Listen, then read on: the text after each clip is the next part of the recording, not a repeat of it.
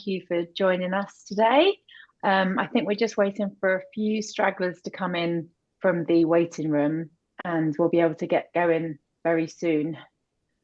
We'll give a few more minutes to allow people to come through. We should have some waiting room music.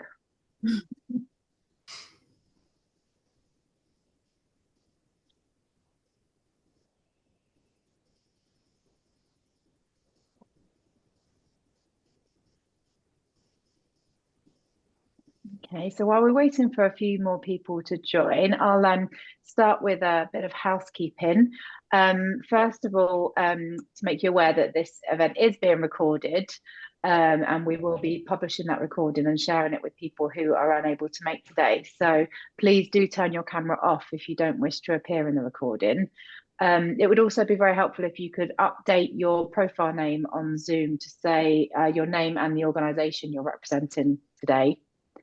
There will be an opportunity to ask questions of our speakers.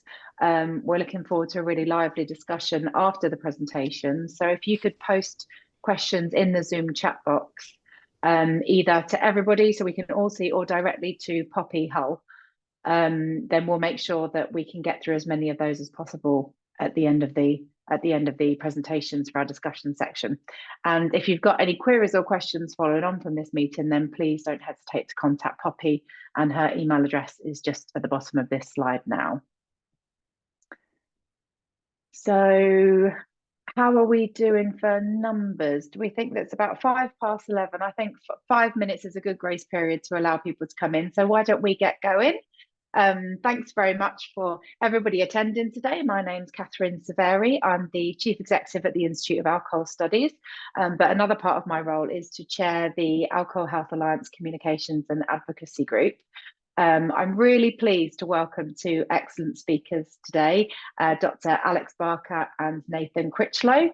As many of you will be aware, alcohol marketing has long been an issue of concern for the Alcohol Health Alliance and is one of the priority topics that we have included in our manifesto for a new incoming government post the UK general election at some point this year. We can see that the current status quo is not effectively protecting children and other people affected by alcohol harm. And our presenters today will be focusing on how the current regulations could potentially be improved and highlight some of the examples of how they are not fit for purpose in the current status. So what we'll do is we'll have the two presentations first and then have the discussion and questions towards the end. If there are any burning questions or questions around clarification of things that the presenters say, then do make that clear when you pop it in the chat. Otherwise, we'll try and get the presentations delivered uninterrupted and have discussion at the end. So the first speaker is Dr. Alex Barker. Alex is a chartered psychologist who specialises in the field of unhealthy commodity promotions in the media. Many of you will be familiar with some of his previous work when he worked for the Spectrum Consortium, when he explored alcohol and tobacco content in the media and the influence this can have upon communities. Alex is now working at the University of Derby as a lecturer of psychology, and I'm really pleased to hand over to him now to discuss the current marketing regulations. On mute. Hi, Catherine. Thanks for handing over and thanks for the introduction. I will share my screen and we'll get started. Bear with me a second. It's just having a moment. Okay, can you guys all see that? Okay. Yeah. Yeah. Okay. Okay. So I thought for the first presentation, I'd highlight some of the examples within the literature and within my own and others' research of where we see this kind of unhealthy commodity promotion and this kind of alcohol content and marketing within programs over the last couple of years. And by doing so, I'm hoping to highlight how the current regulations are perhaps not enough and not protecting children and vulnerable people in the UK population. So I thought I would get started by discussing alcohol marketing and the effects of marketing. and then move on to the current regulations, so highlight what regulations are in place in the UK, and then present examples from the literature on why these regulations may not be enough. So how does alcohol marketing work? Well, media affects who we are through our attitudes and behaviours, and we've known this for a long time. So if we go back about 60, 70 years in psychology, we have these various different theories to explain how media affects our own behaviours and our attitudes towards certain things. So firstly, we have this kind of social learning theory, which is about 50 years old now, but basically Bandura proposed that by when children watch an adult beat up a clown doll, they're likely to do the same themselves. And we believe that something similar is happening with regards to media. So when younger people see celebrities and influential people behave in this certain way, they are then more likely to behave in that way as well. We also have other theories, so theories on persuasion, for example, where we know that the message that's being portrayed, the source of who's delivering it, and the audience of who's receiving that message affects a person's ability to be persuaded by the argument. And all of this kind of ties together into this alcohol marketing sphere, because we know that the message, the source and audience is important, but we also know that through viewing people behaving in this way, other people are more likely to do it, and there's this sort of social contagion going on. But alcohol marketing in a nutshell is used to encourage the sale of alcohol. And it works, otherwise the alcohol industry just wouldn't spend money on this. They spend a lot of money on this, so it clearly works and it increases sales of these products. And this acts through the four P's. Sorry, getting a bit tongue-tied. So product, place, price, and promotion. And basically these four P's of how this marketing affects the message being delivered and the effect that that has on the audience. And all of this ties together to explain how alcohol marketing works, and we know that it does work. So there is strong causal evidence that exposure to alcohol imagery in commercial communications increases subsequent experimentation with alcohol and continued use in adolescents. So this clearly works on younger people, and we know that this then leads to problems down the line, because when younger people experiment with these behaviors, they're then more likely to become continual regular users of alcohol. Alcohol marketing is also likely to have an effect on alcohol consumption in people with or at an increased risk of an alcohol problem. So we know that this also affects adults as well. And there are studies out there to show that when adults who have been exposed to this kind of imagery before are more prone to then look at this themselves as well. And we know that this exists, and we've carried out numerous different reviews of the literature to show that this effect on the general population happens. Alcohol marketing is also perceived to act as a trigger by people in recovery from alcohol problems as well. So not only does it then bring people to these alcohol problems and increase their use, when people are then trying to recover from these issues, alcohol marketing can act as a trigger to encourage them to drink as well.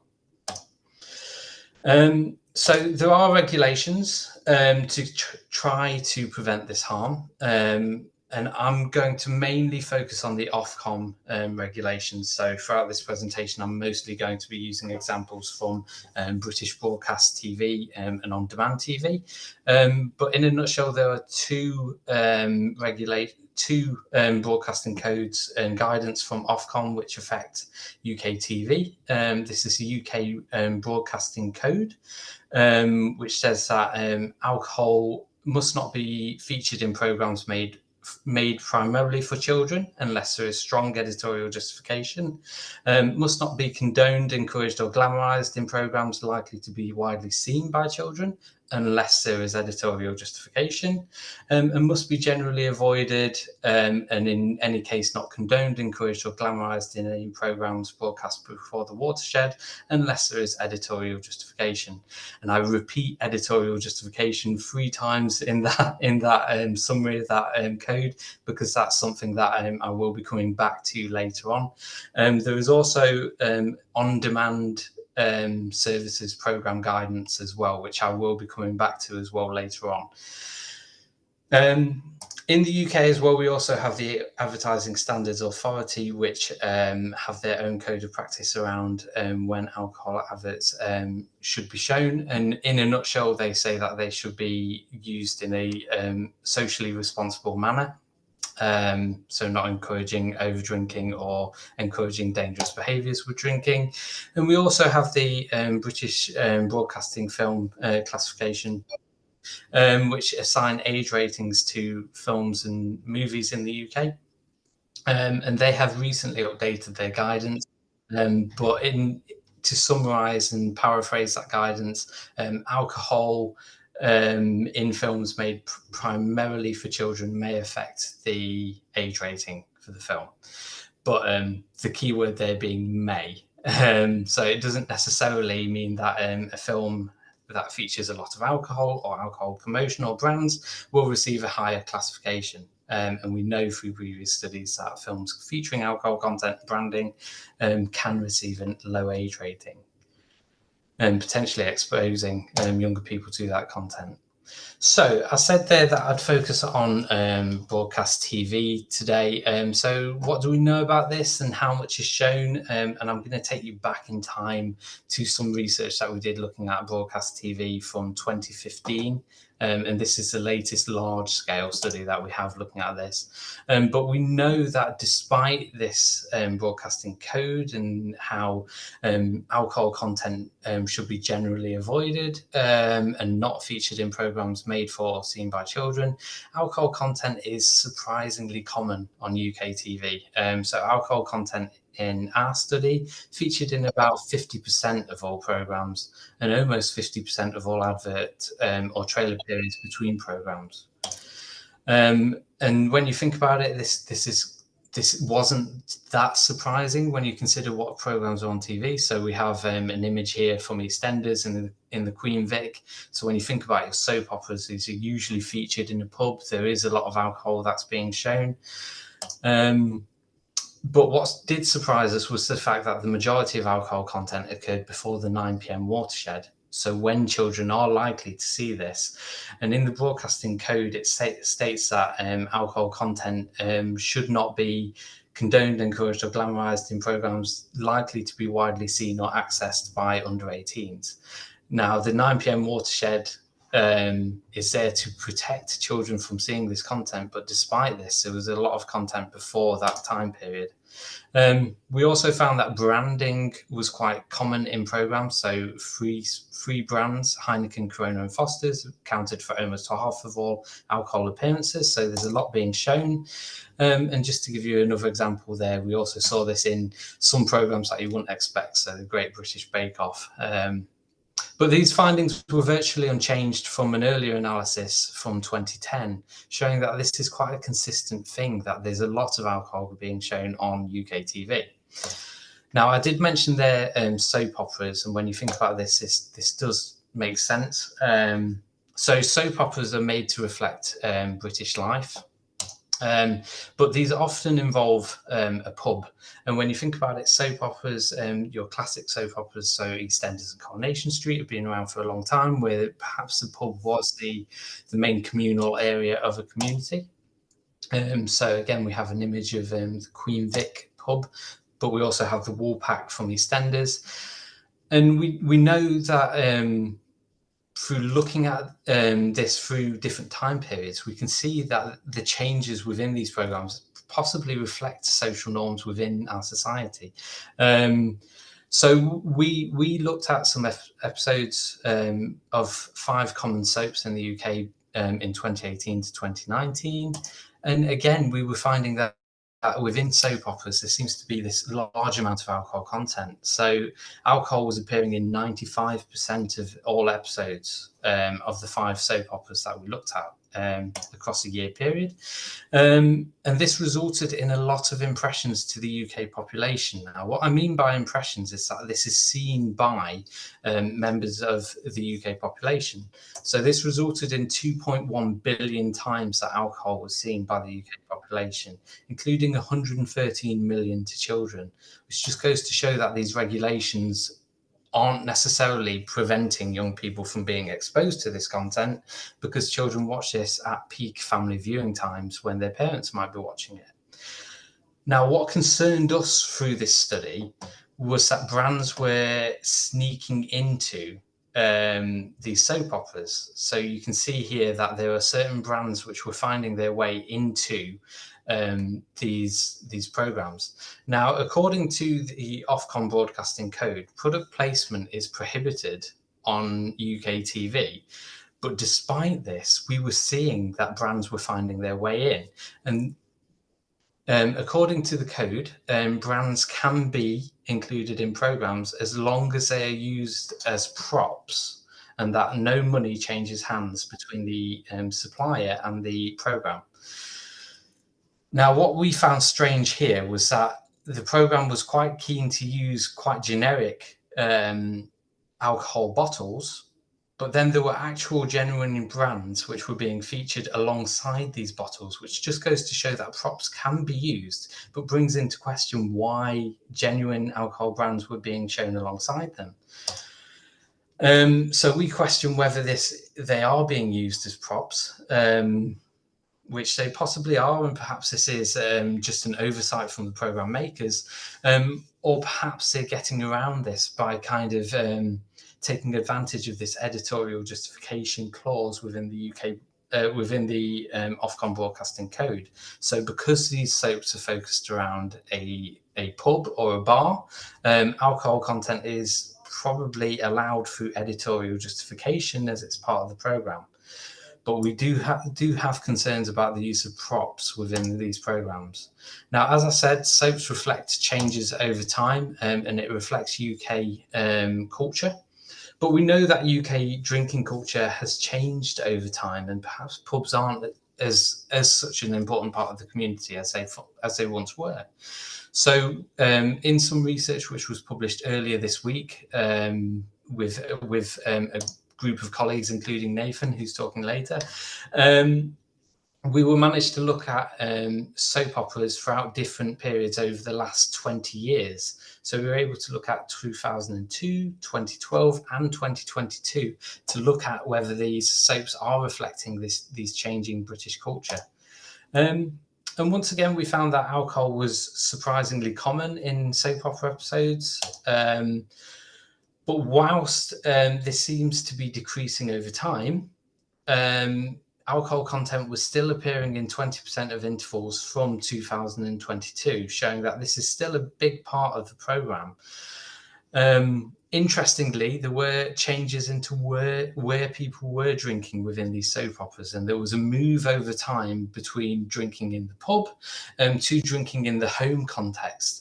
And perhaps this goes to show this kind of changing culture within the UK. So, you know, we have had the COVID pandemic, and we are in the cost of living crisis, and perhaps this reflects these changing culture around pre-drinking, and perhaps showing drinking in the home is just reflective of UK British culture and life at the moment. But once again, we found that there's this editorial justification clause with the Ofcom Broadcasting Code, and because these soaps revolve around this pub, perhaps they're getting around this by using that. When we look at different types of programs, so if we look at reality TV again is made to reflect everyday life. But again, if we looked at this in a large study a couple of years ago, where I sat in a small room during the COVID pandemic watching reality TV, it was awful. But I looked at 220 hours worth of reality TV, and alcohol is, again, surprisingly common. It was seen in 98% of every reality TV episode we looked at. Now, again, something interesting is going on within these programs. And again, we have this kind of clause within the Ofcom broadcasting code where genuine brands can be used as props.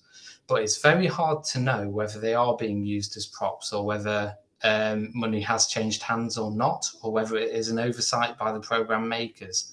But when you have an episode of Made in Chelsea where the characters on this program go to a bar and the bar only seems to be serving 14 bottles of Johnny Walker, you do question whether this is reflecting everyday life or whether those brands are receiving widespread exposure from being in these programs.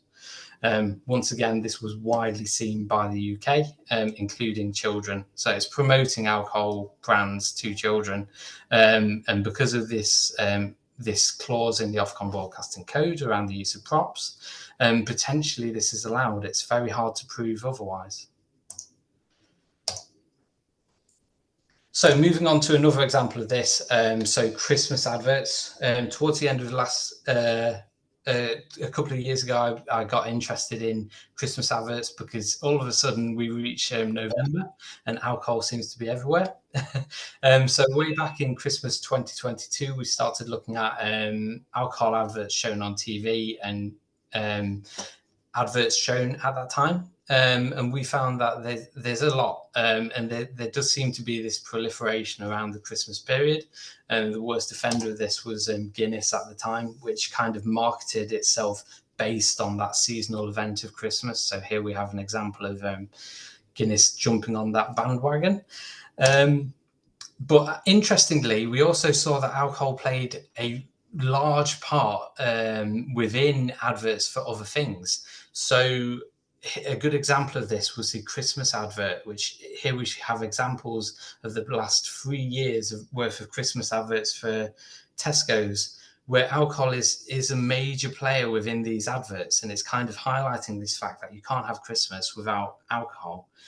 And interestingly, within the Tesco advert last year, because we looked at last year as well, there seemed to be this imagery of involving alcohol within your Christmas time. And we had a character who turned into a Christmas tree when he was presented with alcohol, perhaps linking the two events. Now, according to the ASA code, that's not allowed. And we did take this to them, but they found that because it was only a small fraction of the advert, it was within the guidance.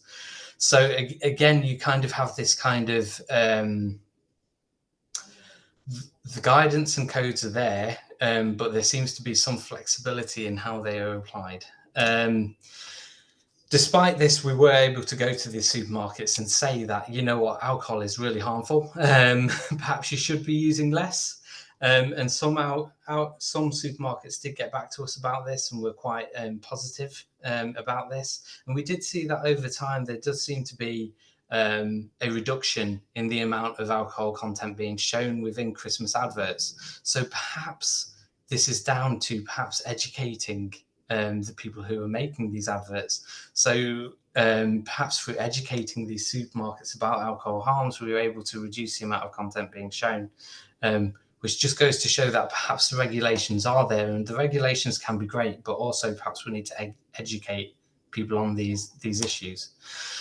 So jumping ahead to sports, because I wanted to briefly cover this, but in the UK, broadcast sporting events are not covered by Ofcom broadcasting code or the Advertising Standards Authority code, CAP code either.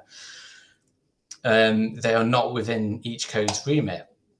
Instead, they are covered by the Portman Group, and the Portman Group is a alcohol body self-regulatory group. Now, what I mean by this is that the Portman Group is made up of a bunch of alcohol industry players and industry partners who effectively self-regulate alcohol events.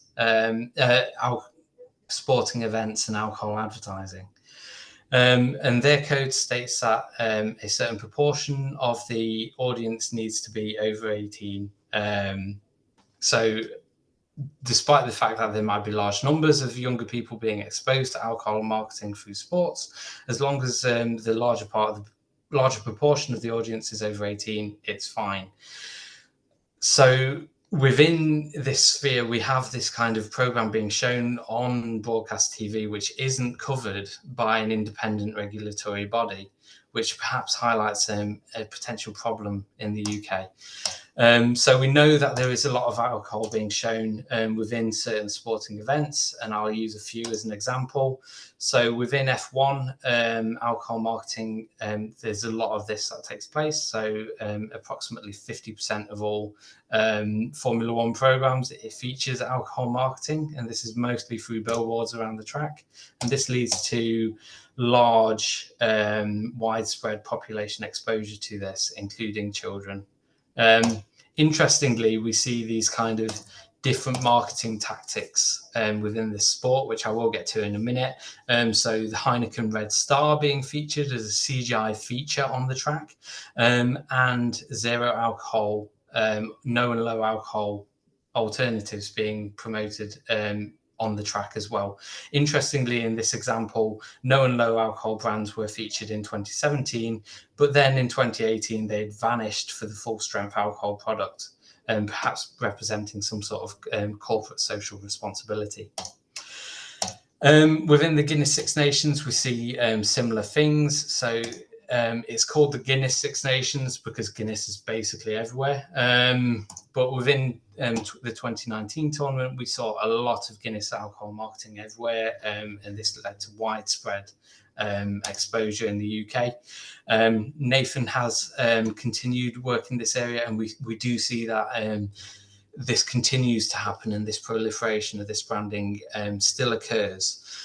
Now, we do see in some countries an alibi brand of greatness has now been introduced, and Guinness 00 has been introduced. So similar to what we see in the F1. I will share slides afterwards as well, but interestingly, in the Guinness Six Nations, we did see that the music from a Guinness advert was also being played within the stadium as well, perhaps presenting how this type of marketing can evolve over time. Now, I did mention there that we did see some differences in the way that things are advertised. So due to the Loi of in France, alcohol marketing is prohibited, and the Public Health Act in Ireland has led to a similar thing as well. And together, we do see these kind of alibi surrogate branding being promoted. So the distinction has been made by Nathan, which is great to see this distinction being made. But alibi marketing refers to marketing full strength products without mentioning the brand name. So a good example of this would be probably from the Euro 2016, which is marketing Carlsberg. Whereas surrogate marketing refers to this kind of advertising the no and low strength products, so Guinness 00, which I will get to in a minute. But yeah, we need to continue to look at this because we don't know the effect of this type of marketing, and the evidence isn't there yet. So we need to know whether this type of alibi marketing leads to the same sort of effects on consumption as regular marketing, and we need to know whether people pay attention to that 00 or whether they're paying attention to the brand name of Guinness with this kind of surrogate marketing. And this is important as this type of marketing evolves. So the Olympics this year are being sponsored by Corona Zero, which is a type of surrogate marketing, and we need to know whether that is having an effect on alcohol consumption or whether it's having an effect on no and low consumption. And we don't know yet, and we need more research in this area.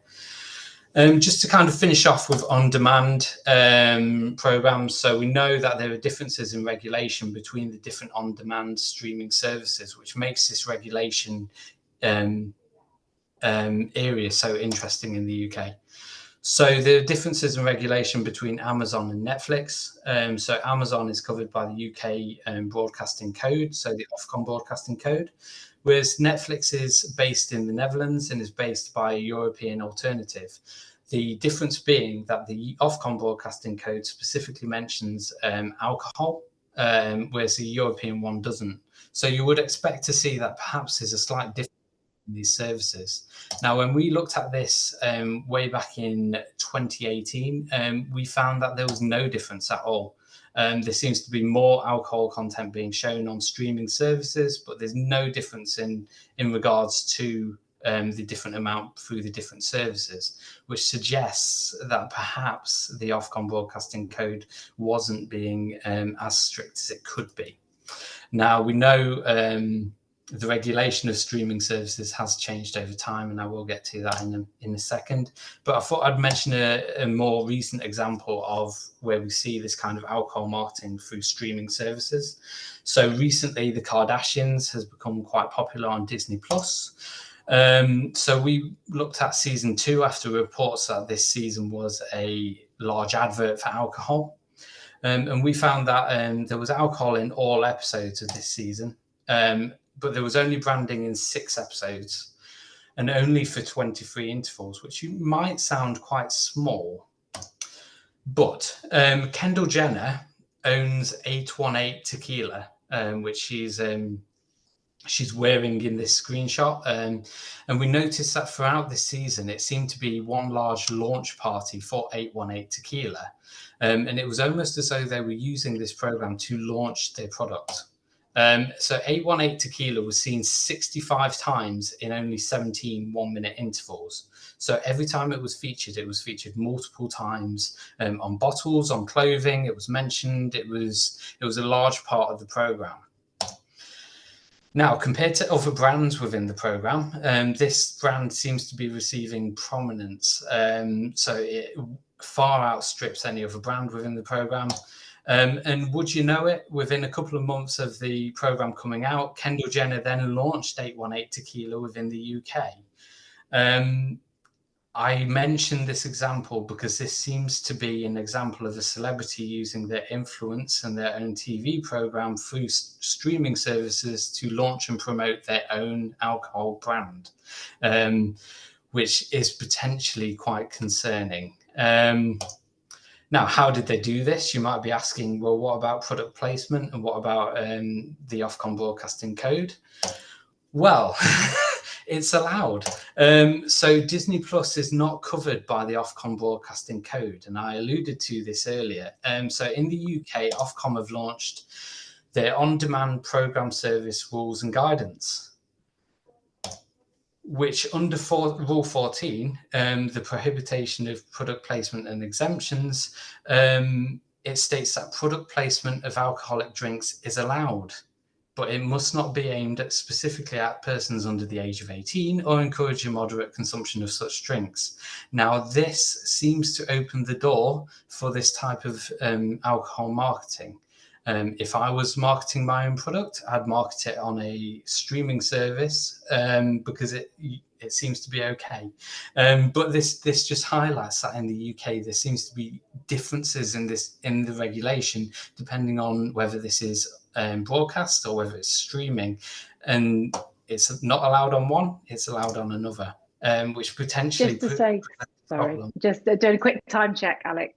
Yeah, just finishing up. So this kind of brand ambassador stuff, we do see this in other media. So Beyonce and Jay-Z, for example, in their Drunk in Love video, which basically talks about drinking a lot of alcohol and having a great time.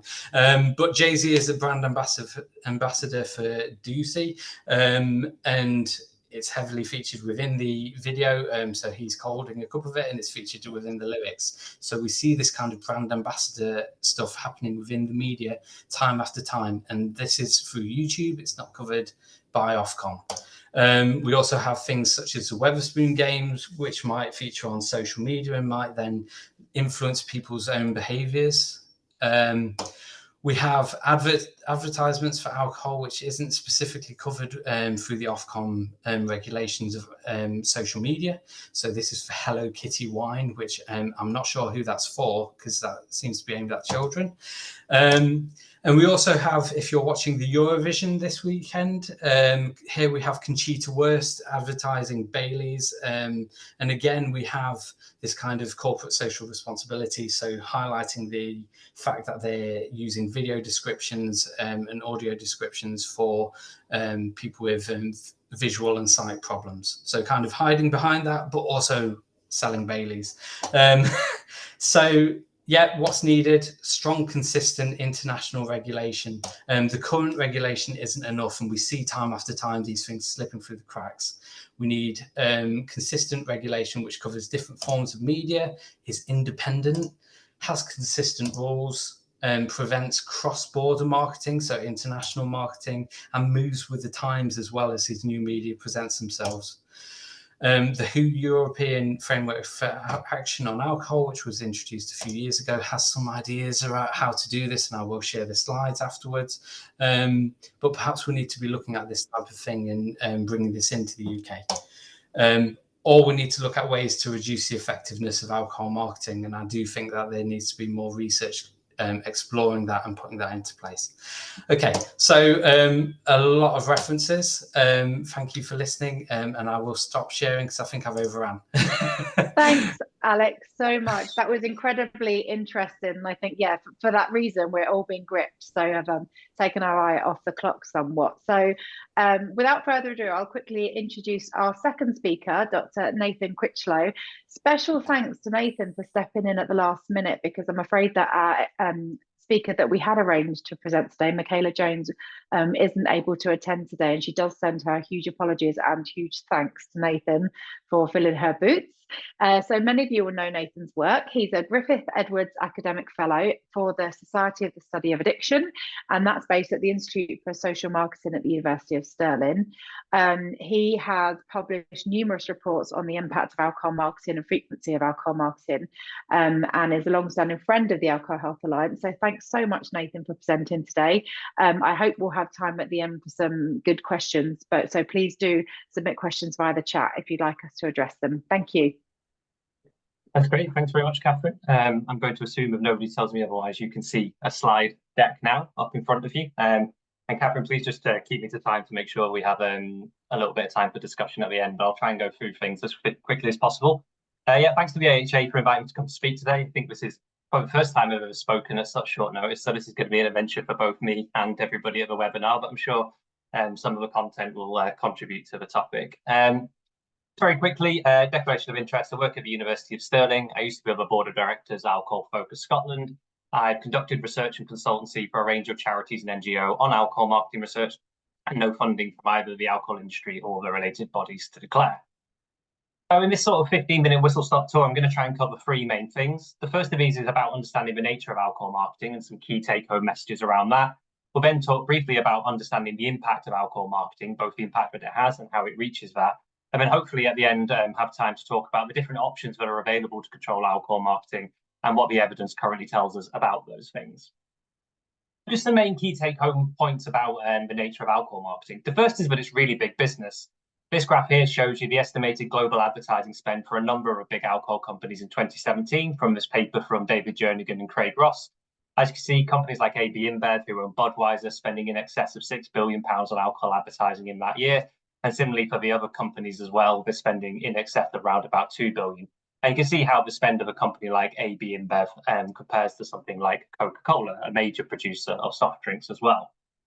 So what does this kind of advertising spend get you? It gets you access to a whole different range of alcohol marketing activities. And we know that these are successful in reaching and engaging consumers.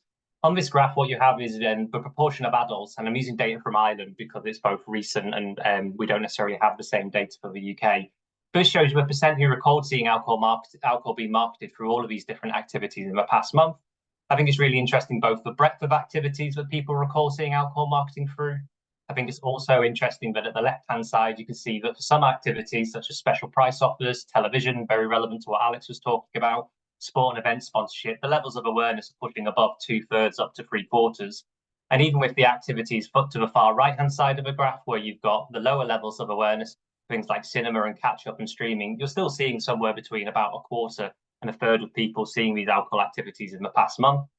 It's also really interesting that these statistics are pretty consistent over time. This data was collected over the COVID-19 pandemic, so it goes to show that even when there are big societal, cultural, systemic shifts happening, alcohol marketing is still successful in reaching and engaging people.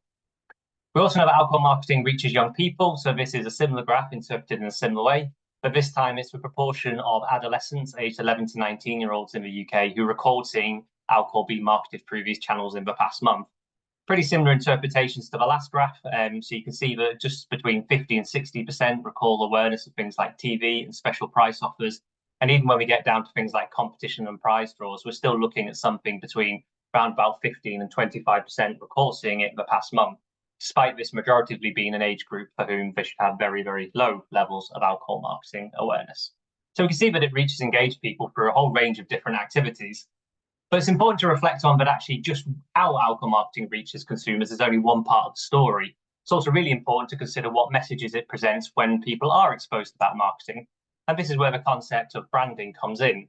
There's a whole host of brand logos shown on the slide there, and I'm sure if I was to ask anybody to think about the types of target consumers, the types of messages we've seen in alcohol marketing, in the types of marketing before, the sort of drinking personalities or cultural associations we'd associate with them, I think most of us would be able to say something for pretty much all of the brands that are there. And that's where we move away just from marketing activities onto the role of branding as well. And I think this is really captured nicely by this quote from my colleague Richard Purvis, says that branding can be seen as a process where intangible emotional benefits and attributes such as luxury, coolness, and popularity come to be associated in consumers' mind with the product. And I really think that point of intangible really matters, because actually when you're making an alcohol product, there isn't a point of a production process where you open a sachet of luxury and you don't harvest coolness and add that into the product during the distilling process. These are all attributes that are attached to that brand and attached to that physical product through the marketing that we're then exposed to. And we can see how important that brand appeal and salience is to the industry by simply just looking at how they talk about it as well. There's a couple of really good reports on this. The first is from Gerald Hastings, a report called They'll Drink Bucket Loads of the Stuff, looking at internal alcohol industry documents as part of the Health Select Committee. So in an excerpt for a creative brief for WKD, they say, oh, how should this brand communicate? Well, it should talk at the level of the target audience, which is young people, and it should capitalize on a playful and cheeky image to develop a more in-your-face risky PR. And again, what we're talking about there is just a kind of physical compound of wicked. Actually, I've never seen a bottle of Blue Wicked talk, but that voice that we're exposed to and that voice that we understand comes through the branding. Similarly, for this paper from Nathan Manihasari and colleagues, they looked at a series of advertising case studies from the alcohol industry. And I like this example from the Stella Artois one. They say the clever thing about the strapline reassuringly expensive is that actually the different user groups could appropriate it for their own ends. The original connoisseurs could use it to reassure themselves that the product had a distinctive flavour, while what they termed the headbangers could use it to reassure themselves that it cost more because it was stronger. So it also goes to show that really interesting and sophisticated branding can actually be interpreted by different consumers in different ways. So just in the interest of time, that was a real whistle-stop tour. Just to talk very briefly about understanding the impact of alcohol marketing. I think we need to move on from the debate about whether there is any impact, because we now have decades of consumer research, particularly among children and young people, using the gold standard longitudinal cohort studies that show a link between the levels of marketing exposure and subsequent consumption behaviour.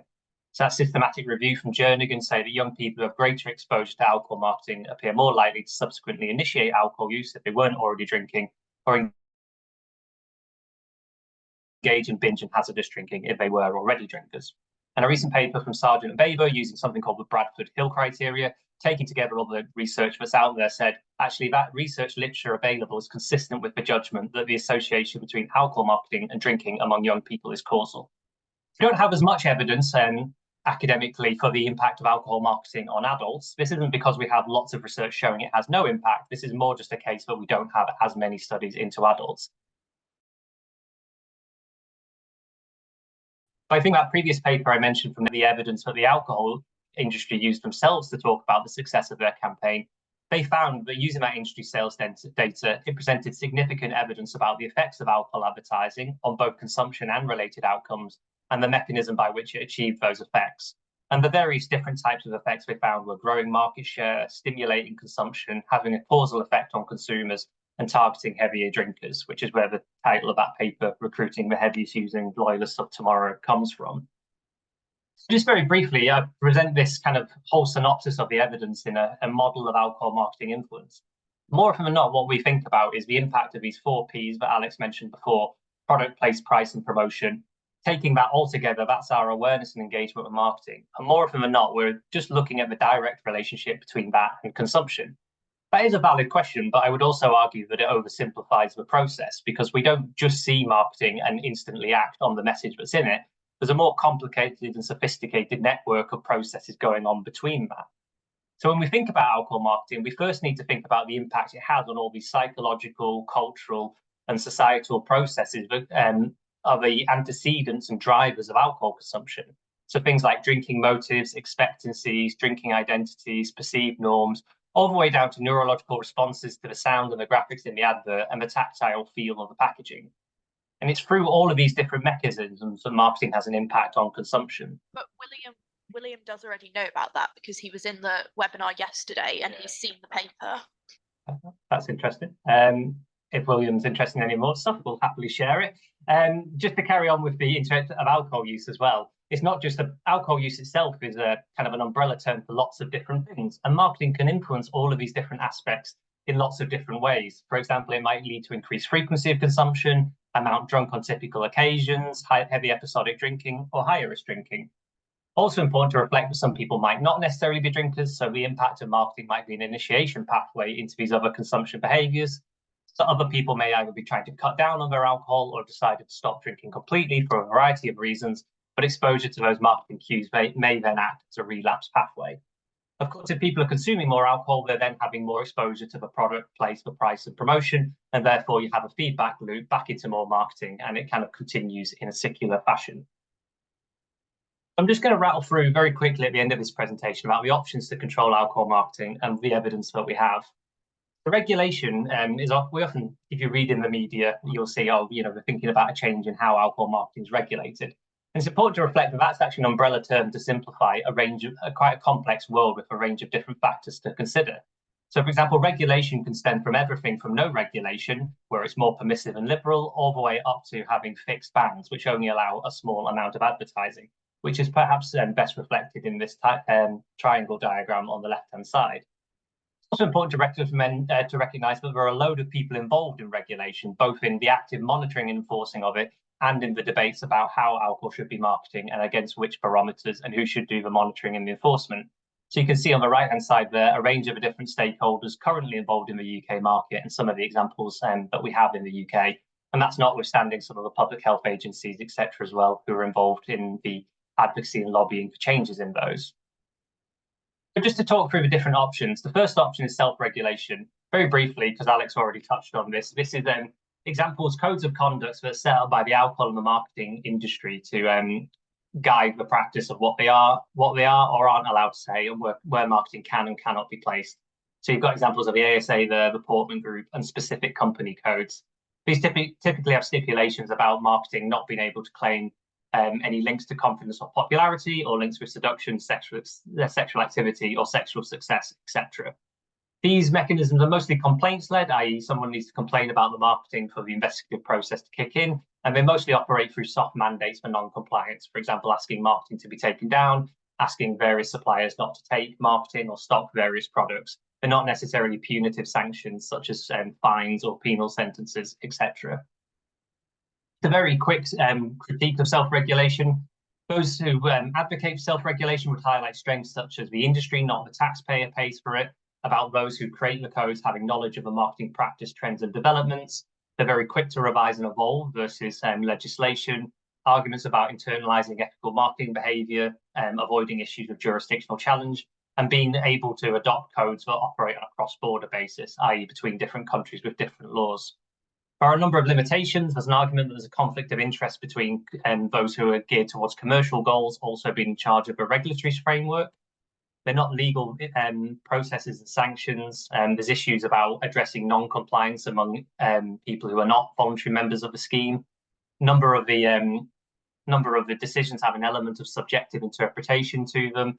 And I think it's also important that they're complaints-led and retrospective, i.e. the marketing has already been out there and has already had a degree of impact. And sometimes the media around something being taken down can actually amplify the effect of that campaign. And the thresholds still allow for a high level of absolute exposure.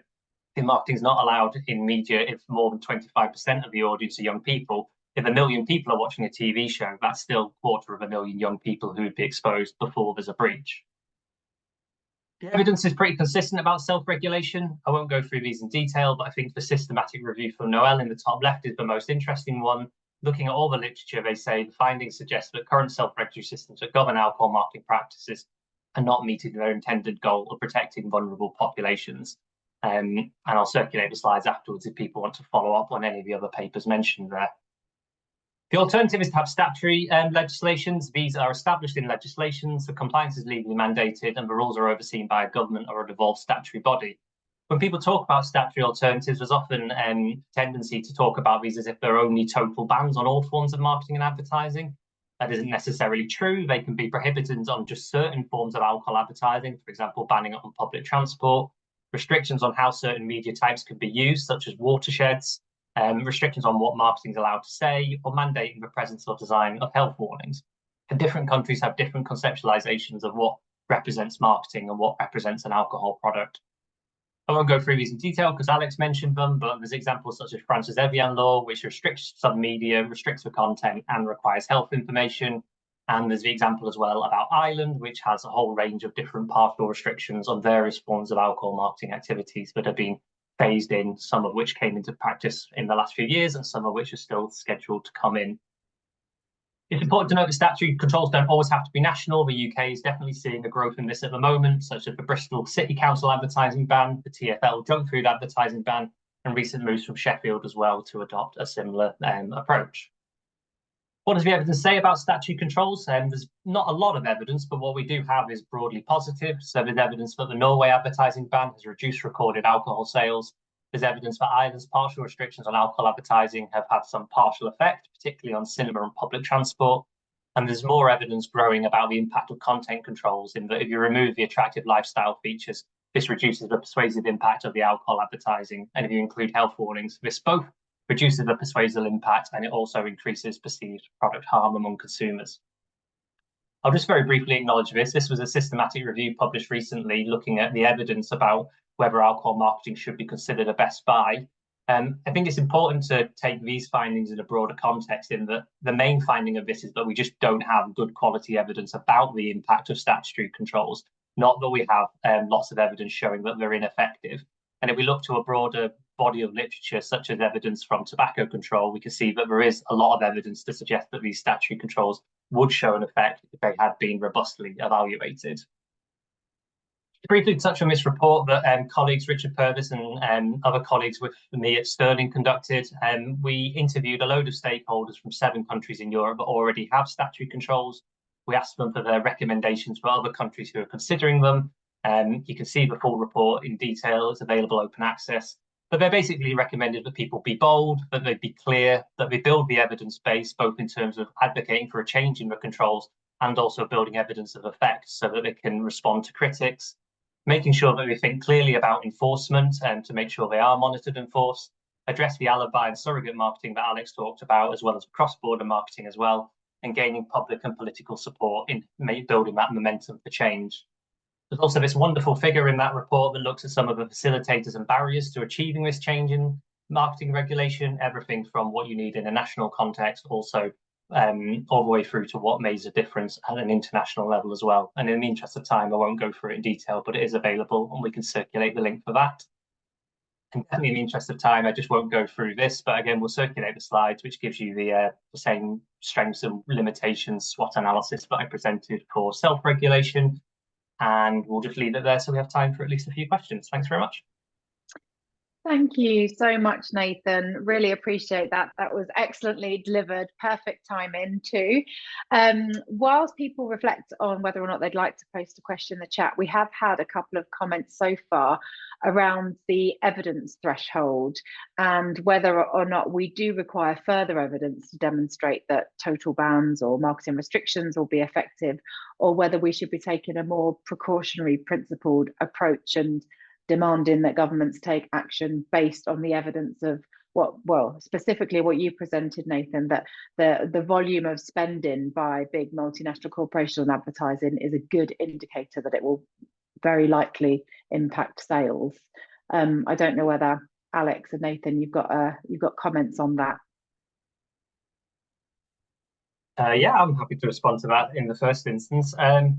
Yeah, I think they're kind of slightly separate questions in my head anyway, although I appreciate for policymakers sometimes it isn't. In that I think the strength and the volume of evidence of impact is clear. I think where we then fall down is that policymakers then go, what is the best response that we should be implementing? As in, should we go for a total ban? What's the relative gain in that versus a partial ban? What's the relative gain of placement restrictions versus content restrictions? So it's more an implementation science question. And then when we look at the evidence for alcohol marketing there about statutory controls, that's where the gaps are. But I still think that the worst option is to do nothing. And I think there's been a number of countries that have looked at the evidence of the weight of impact and said we do need to do something. Ireland, Lithuania, and Estonia have been all clear examples. So I think what I would mostly say to policymakers is there isn't great quality evidence about the impact of the restrictions at the moment, but you could still implement them on the weight of the evidence about the effect. And I would also strongly recommend they put in place a robust evaluation program so that when they do implement the restrictions, we can demonstrate the impact that they have had, which is a model we've used so well for tobacco control, and it baffles me we haven't done it so much for alcohol yet. Yeah, I would echo Nathan's answer there, which was perfect. I think you're absolutely right. In regards to the evidence, I mean, it's there. It's just implementing it. And yeah, I mean, the point about the Framework Convention for Tobacco Control, for example, why aren't we doing this for alcohol? Which is a kind of good question to end that on. But yeah, I think Nathan answered that well. Okay. Thank you. Just while I wait and see if anybody wants to add another question in the chat, I had a question really around the adequacy of a complaints-led system when essentially we're all being exposed to this marketing and promotional material without our consent. And I think people's capacity to be assertive enough to complain about something, in particular, children's capacity to complain about something that they will not have the intellectual ability to understand that it's harming them. So do you think that this flawed complaints-led approach is something that as advocates we should be drawing more attention to? Yeah, I mean, it's a really good point. When you look at things like the Ofcom Broadcasting Code, for example, it's quick to mention children, and it's all about protecting children. I mean, when you look at why that code is implemented, it's to protect the population.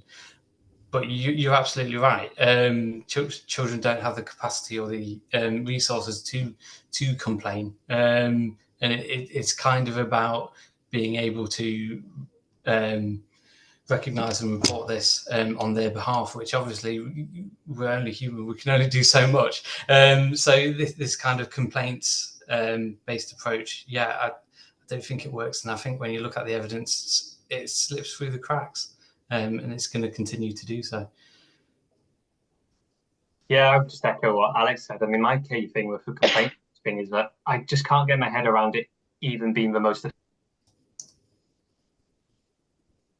efficient way of doing this. If someone complains about a social media advert and it takes weeks before that's even considered and adjudicated on, and that's already had its effect, there's probably been more marketing posts. Like, I don't see, it's like an overboiling pan. I don't see how you're able to keep a lid on it. And I think the best way about the regulatory system I've heard described is that when you buy like a new electronic device, when you get it out of the box, it has a default setting, and that default setting is designed to make it work in the most efficient way possible with the least tinkering. And the default setting we have at the moment is that everything's allowed except for these things that we decide aren't allowed, whereas the regulatory system should be much more efficiently designed to say these are the only things that are allowed, and everything outwith that isn't considered. And I think that more positive, proactive approach is the better way of protecting all consumers, not just children and young people, but everybody in that marketplace. Thank you, Nathan. And I do actually think that you have just addressed one of the questions in the chat around whether or not an opt-out online marketing system is possible. I think that, yeah, you've just addressed that perfectly. I'm afraid that is all we have time for today. I think that there's been an awful lot of information and reflections on the status quo of alcohol marketing regulations and what better messages we can be delivering specifically to an incoming government in the UK about how to improve the situation.